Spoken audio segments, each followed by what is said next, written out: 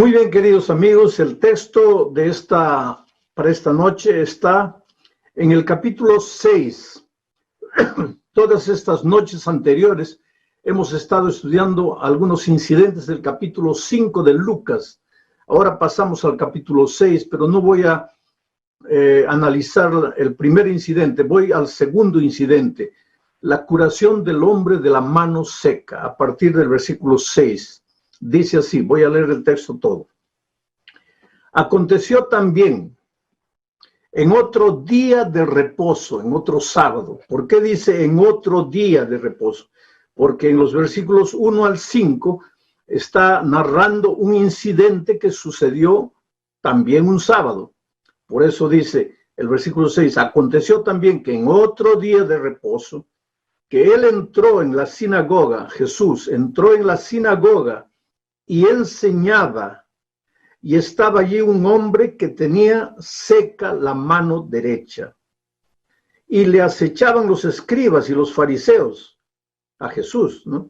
Para ver si en el día de reposo, en el sábado, lo sanaría, a fin de hallar de qué acusarle. Mas él, Jesús, conocía los pensamientos de ellos y dijo al hombre que tenía la mano seca, levántate y ponte en medio. Y él, levantándose, se puso en pie. Entonces Jesús les dijo, os preguntaré una cosa, ¿es lícito en día de reposo, en sábado, hacer bien o hacer mal, salvar la vida o quitarla? Y mirándolos a todos alrededor, dijo al hombre, extiende tu mano. Y él lo hizo así, y su mano fue restaurada. Muy bien, queridos. Quiero decirles que el tema de esta noche es un poco diferente del tema de las otras noches, porque el texto bíblico me lleva a eso.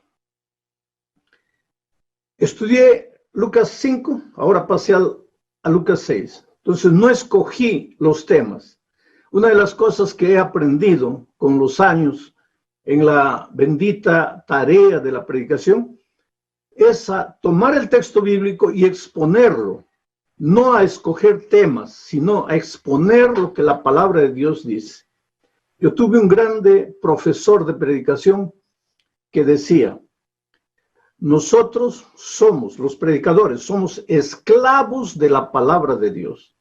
Nosotros no usamos la palabra de Dios. La palabra de Dios nos usa a nosotros. Nosotros somos apenas intérpretes, explicadores de la palabra de Dios. Entonces el texto me lleva a hablar de este asunto. Dice, aconteció también en otro día de reposo que él entró a la sinagoga, encontró a un hombre con la mano seca, pero los fariseos estaban acechando a Jesucristo para ver si él hacía un milagro en el sábado, porque los judíos creían que el sábado era un día santo y no se podía hacer milagros, porque el sábado no se podía trabajar, porque el sábado no se podía hacer muchas cosas. Miren ustedes, solo para que tengan una idea de esta situación. En los 10 mandamientos eternos, principios de la ley de Dios, eternos, porque la ley es el reflejo del carácter de Dios, y Dios es eterno, su ley es eterna. En el 4º mandamiento se menciona al sábado. Pero los judíos en los tiempos de Cristo no estaban contentos solo con un mandamiento por el sábado. Ellos por su cuenta inventaron por lo menos unos 3,000 pequeños mandamientos con relación al sábado. Por ejemplo, el sábado no se podía andar más de 1,000 pasos. Yo estuve hace algunos años atrás en Jerusalén y los judíos no apretan el botón del ascensor en sábado porque eso es pecado. Entonces, para los turistas estaba todo programado para subir sin tocar porque ya estaba programado el ascensor de esa manera. Hasta hoy, y en los tiempos de Cristo, ellos eran tan exagerados que no podían caminar más de 1,000 pasos el sábado. Entonces el sábado desde que llegaba el sábado a la puesta del sol del viernes, para ellos no era un día de comunión con Dios. Ellos no estaban preocupados con eso. Para ellos era un día de contar pasos para no pecar. Estaba permitido por ellos, porque no encuentras eso en la Biblia, es un asunto de ellos, que solo podían dar 1000 pasos. Entonces, desde el viernes a la puesta del sol empezaban a contar 1, 2, 3. Y si el sábado a las 3 de la tarde les daba el paso 999, 1000, se quedaban parados ahí hasta que terminase el sábado, porque ellos pensaban que hacer cualquier cosa el sábado era pecado. Ahora, en los primeros 5 versículos de Lucas 6, también se cuenta que Jesús estaba andando y sus discípulos estaban con él en el camino y estaban con hambre. Era sábado. Quiere decir que el sábado, porque es sábado, no se puede comer, aunque estés con hambre. No es así. Pero los judíos pensaban así. Entonces, como estaban con hambre, los discípulos comenzaron a recoger espigas y los fariseos lo acusaron. ¿Pero por qué permites que tus discípulos recojan espigas? Hoy es sábado. Porque el sábado no se podía hacer nada. Entonces, por eso los judíos lo estaban acechando a Jesús para ver qué va a hacer en sábado. ¿Va a hacer un milagro? Y si tú te das cuenta, lees los 4 evangelios, vas a ver que el Señor Jesucristo realizó muchos milagros en sábado. Aunque los judíos lo acechaban, lo criticaban, lo condenaban, le decían que era un irreverente, un desrespetuoso con la ley de Dios, que era un blasfemo. El Señor Jesucristo seguía insistiendo en hacer obras de salvación o milagros de salvación en la vida de las personas el día del sábado. Yo quiero explicarles una cosa. El mundo fue creado en 7 días por Dios. El relato está en Génesis. El sábado Él descansó. Ahora, miren este cuadro. Él trabajó 1, 2, 3, 4, 5, 6 días. Y el sábado Él descansó. Dios no se cansa. Dios no es hombre para cansarse. Entonces, ¿por qué descansó? No descansó porque Él estaba cansado. Descansó porque Él tenía un plan de enseñar al ser humano a separar un día de la semana para vivir, para mantener el día todo comunión con Dios. Porque durante la semana pues corremos, tenemos que trabajar. Claro que pasamos tiempo con Dios, claro que mantenemos tiempo con Dios, pero el sábado, separado de todo el trabajo, de todos los afanes mundanales, nos dedicamos únicamente a Dios. Entonces, Dios al comienzo de la creación levantó el sábado como un monumento de la creación. Pero entonces ahí estaba el mundo perfecto, vino el diablo como un chiquillo malcriado, delante de una acuarela fresca, metió la manaza ahí, embadurnó todo, desfiguró la creación. Ahora viene Jesús a este mundo. ¿Para qué? Para restaurar la obra de la creación que había sido destruida por el diablo. Y Jesús llega aquí y trabaja en favor de la restauración del mundo, de la restauración del ser humano. Y si te das cuenta, Él, un viernes en la tarde, muere en la cruz del Calvario. Y el sábado se levanta ahora como un monumento, ya no de la creación, sino de la salvación. Ahora, querido, yo no puedo decir que creo en la creación, como Génesis lo relata, si no acepto el sábado como establecido por Dios. Pero tampoco puedo decir que yo creo en la salvación en Cristo si yo no acepto el sábado como el monumento de la salvación. Pero el problema con los judíos era que ellos habían perdido de vista a Cristo y se habían quedado solo con el sábado. Y yo creo que mucho cristiano hoy puede correr ese peligro de pensar que guardar el sábado te salva, de pensar que no trabajar el sábado te salva, de comenzar a inventar detalles, que el sábado no se puede hacer esto, que no se puede hacer aquello, que esto, que lo otro, y vas a caer sin darte cuenta en el mismo terreno de los fariseos. Pero por otro lado hay muchos cristianos lindos, sinceros, maravillosos, que por evitar el error de los fariseos y judíos, se van al otro extremo, de decir que el sábado ya acabó con la muerte de Jesús en la cruz del Calvario, que hoy el pueblo cristiano ya no necesita guardar el sábado, que el sábado fue para el pueblo judío. Pero no es verdad, querido. Porque cuando Dios estableció el sábado en el jardín del Edén, no existía pueblo judío. Y sin embargo el sábado ya era santo. Entonces Dios no estableció el sábado solo para los judíos. Pero ¿qué sucede? Vamos a leer un texto de Lucas capítulo 23, a partir del versículo 54. Dice así, mira, Jesús ya estaba muerto. Mire, dice, era el día de la preparación. ¿Qué día es el día de la preparación? El viernes, porque preparamos todo para recibir el sábado cuando el sol se ponga, porque el sábado, de acuerdo a la Biblia, es de puesta de sol a puesta de sol. Comienza a la puesta del sol del viernes, termina a la puesta del sol del sábado. Entonces, dice el texto, era el día de la preparación y estaba para comenzar el día de reposo, estaba para comenzar el sábado. Y las mujeres que habían venido con él desde Galilea siguieron también y vieron el sepulcro y cómo fue puesto su cuerpo en el sepulcro. Jesús ya estaba muerto. Ahora el versículo 6. Y vueltas prepararon las mujeres, ¿no? Especies aromáticas y ungüentos y descansaron el día de reposo, el sábado, conforme al mandamiento. Ahora, querido, tú me puedes decir, bueno, porque hay muchos cristianos sinceros, yo los respeto, los amo con todo mi corazón, pero creen que Jesucristo vino y cambió el sábado, y que ahora el día de reposo ya no es el sábado porque Jesús resucitó el domingo. Pero en la Biblia no hay un solo versículo que diga que porque Jesús resucitó el domingo, ahora el sábado ya no es más el día de reposo. Y tampoco encontramos un texto que diga que con la muerte de Cristo el sábado ya acabó. Porque si yo encontrara un versículo de eso en la Biblia, yo amo a mi Señor Jesús y por amor a Él yo me sometería a lo que Él me enseñó y me olvidaría del sábado y empezaría a guardar el domingo, porque esa es la voluntad de Dios. Pero en la palabra de Dios yo no encuentro.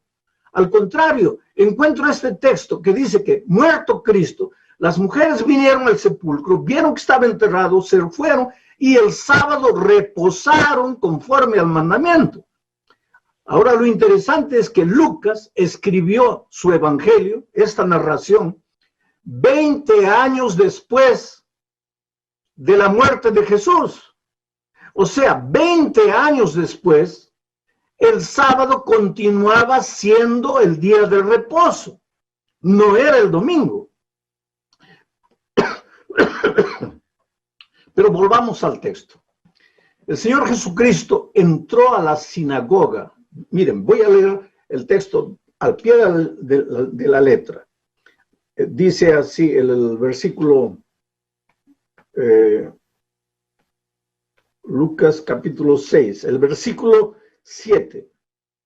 El versículo 6 dice, aconteció también en otro día de reposo que él entró a la sinagoga y enseñaba. Él entró a la sinagoga y enseñaba. Ahora, Lucas 4:16 dice que Jesús todos los sábados iba a la sinagoga conforme a su costumbre. Y aquí en este milagro de Lucas 6, también Jesús el sábado fue a la sinagoga, porque ese era su hábito, su costumbre, porque él no vino a acabar con el sábado, a anular el sábado, sino a guardarlo y enseñar a sus seguidores a guardar el sábado. Ahora, de ahí a pensar que porque guardas el sábado te vas a salvar, estás completamente equivocado, porque solo te salvarás si le entregas la vida a Jesús, si le entregas tu corazón, si decides seguirle. Pero si decides seguirle, entonces él te va a preguntar como a Pedro, Pedro, ¿me amas? Te va a decir, Raúl, Juana, Jacinto, ¿me amas? Y tú le vas a decir, sí, Señor, yo te amo. Entonces, ¿sabes lo que él te va a decir? Bueno, entonces, si me amas, guarda mis mandamientos. Y tú con toda alegría vas a observar las indicaciones que el Señor Jesús te da, porque lo amas, porque le has entregado tu corazón. ¿Cómo puedes decir que tú lo amas y después hacer lo que tú imaginas, no lo que la palabra de Dios dice? Entonces Jesús se dirigió a la sinagoga un día de sábado y encontró ahí a un hombre que tenía la mano derecha seca. Esto es interesante, esto es ilustrativo, porque Jesús operó muchos milagros, pero cuando abrió la vista de los ciegos, abrió la vista de los ciegos físicos, pero en realidad de ahí sacamos una lección para nuestros días, que hoy Jesús también puede abrir los ojos de los ciegos espirituales. ¿Y quién es un ciego espiritual? Aquel que camina por la vida, cae, se golpea, se tropieza porque no ve. Arruina su familia, arruina la vida de los hijos, su propia vida, pierde el empleo. ¿Por qué cae? ¿Por qué resbala tanto? Porque no ve. Es un ciego espiritual. Y si Jesús abrió los ojos de ciegos físicos, también hoy puede abrir tus ojos espirituales para que entiendas la palabra, para que comprendas el mensaje de salvación, para que conozcas el camino, porque un ciego a veces con el bastón en la mano va golpeando en su camino a todos los que encuentra. Y hay mucha gente ciega, espiritual, que va golpeando a todos los que encuentran. ¿Por qué? Porque no ve. Y Jesús puede sanarte. Jesús curó leprosos físicos, pero simbólicamente Él hoy puede curar. Podemos traer el símbolo para nuestros días. Y hoy literalmente puede curar leprosos espirituales. Gente con la carne en descomposición espiritualmente, porque el pecado es sucio, destruye la vida de las personas. Entonces Jesús encontró paralíticos, los hizo caminar. Hoy día puede hacer andar paralíticos espirituales, paralíticos que no pueden caminar, no avanzan. Todo el mundo avanza, pero ellos no, porque están amarrados a la parálisis espiritual. Jesús es el libertador capaz de curar. Y en esta ocasión, Jesús encuentra un hombre con la mano seca y dice la mano derecha. Generalmente la mayoría de los seres humanos son derechos. Hay algunos, pocos en comparación con los derechos, que son zurdos, que trabajan con la mano izquierda. Y hay otros que son ambidiestros. Pero aquí simbólicamente podemos decir que si a mí me cortan la mano derecha, porque soy derecho, va a ser difícil producir, va a ser difícil trabajar, va a ser difícil. Miren cómo, inclusive hablando, las manos se mueven, porque las manos son parte de la elocuencia de la vida. Entonces, este hombre con la mano derecha seca simboliza gente que espiritualmente está enferma de la mano derecha, es decir, no produce, por más que se esfuerza, parece que, como dice una señora, pastor, yo gano el dinero, pero parece que el dinero se me escapa por entre los dedos como agua, no puedo ahorrar, no puedo guardar, estoy siempre debiendo dinero para aquí, para allá. Es que estás con la mano derecha seca. No puedes construir. Otros construyen, otros avanzan, otros imaginan, otros abren un negocio, les va bien. Pero tú ya intentaste una cosa, intentaste la otra cosa, no vas adelante, porque parece que tuvieras la mano derecha seca. Gloria a Dios, porque ese sábado, querido, ese sábado de la historia, ese hombre con la mano derecha seca fue a la sinagoga y allí se encontró con el Señor Jesucristo. Y gloria a Dios, porque tú un día también fuiste a la iglesia y te encontraste con el Señor Jesucristo. Te dejaste encontrar por el Señor Jesucristo. Y Jesús está buscando a los sufridores, aquellos que están tristes con la vida, aquellos que envejecen sin pena ni gloria, aquellos que miran para atrás en su historia y dicen, ¿qué hice con mi vida? La desperdicié. He encontrado a lo largo de mi vida gente que se lamenta, gente que muchas veces intenta suicidarse porque no entiende qué es lo que le pasa. Oh, querido, tú eres precioso a los ojos de Dios. Dios te ama mucho. Dios está dispuesto a hacer maravillas en tu vida, pero tienes que rendirte. Tal vez esta noche estoy predicando para alguien que la única barrera para entregarse definitivamente a Jesús era la observancia del sábado. De repente piensas, sí, pero si dejo de trabajar el sábado, ¿cómo voy a mantener a mi familia? Escucha lo que David dice. He sido joven, ahora estoy viejo, pero nunca a lo largo de mi vida he visto un justo desamparado, ni sus hijos mendigando pan. Dios va a hacer maravillas contigo. Dios te va a abrir las puertas. Ahora, si Dios es capaz de libertarte del cigarro, libertarte de las drogas, libertarte de mucha cosa, ¿cómo no va a ser capaz de abrir puertas para que tú vayas victorioso?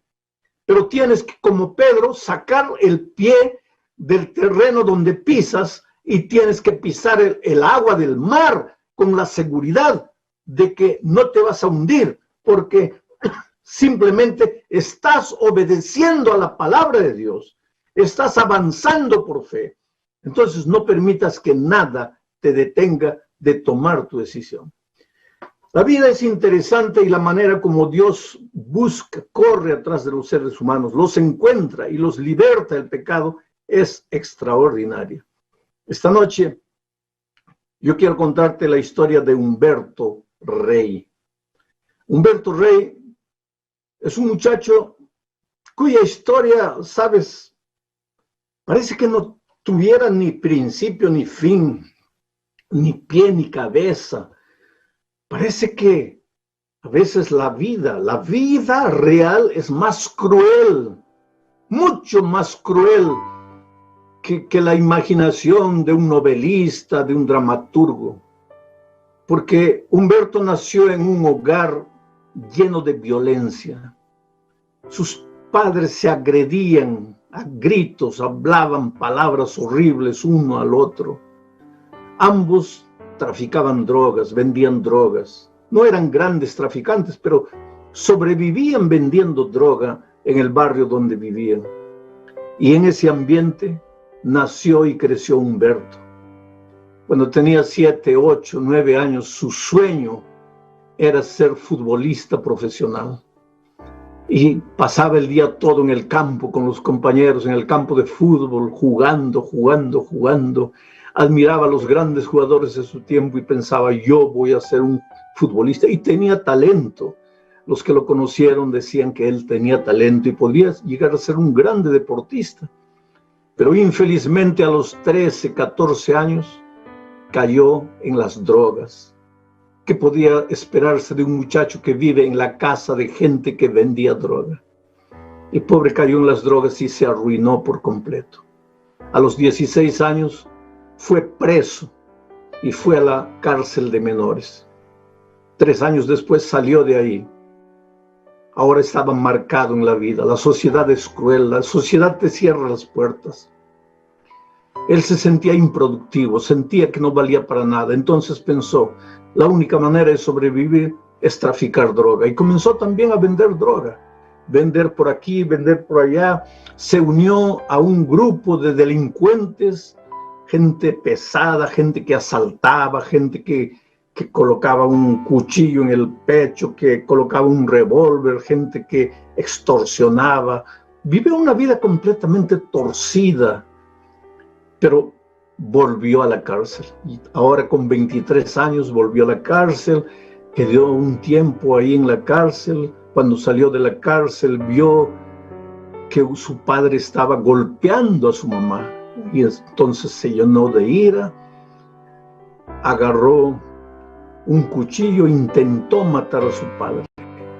A raíz de eso su padre lo expulsó de la casa, vagó, anduvo por ahí en la miseria del pecado, nuevamente volvió a la cárcel.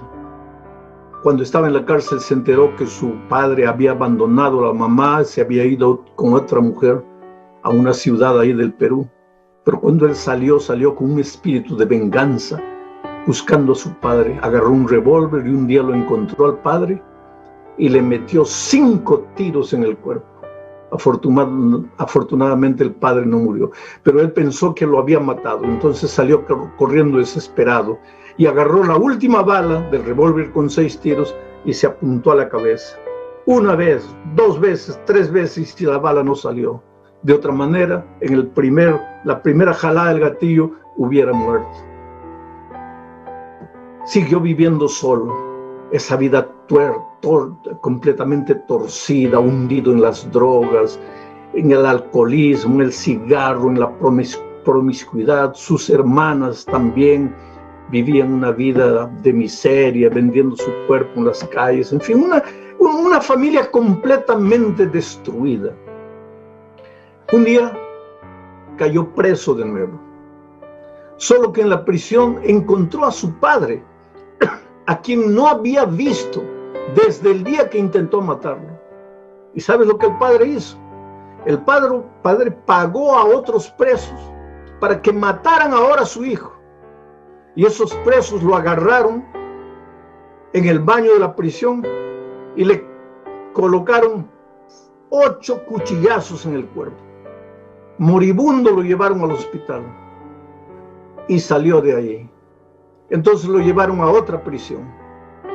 Estaba condenado a 25 años de prisión. Entonces pagó esos años en un presidio, después lo llevaron a otro presidio, y en ese presidio encontró a varios amigos de la pandilla con la cual él había asaltado y había hecho tanto mal.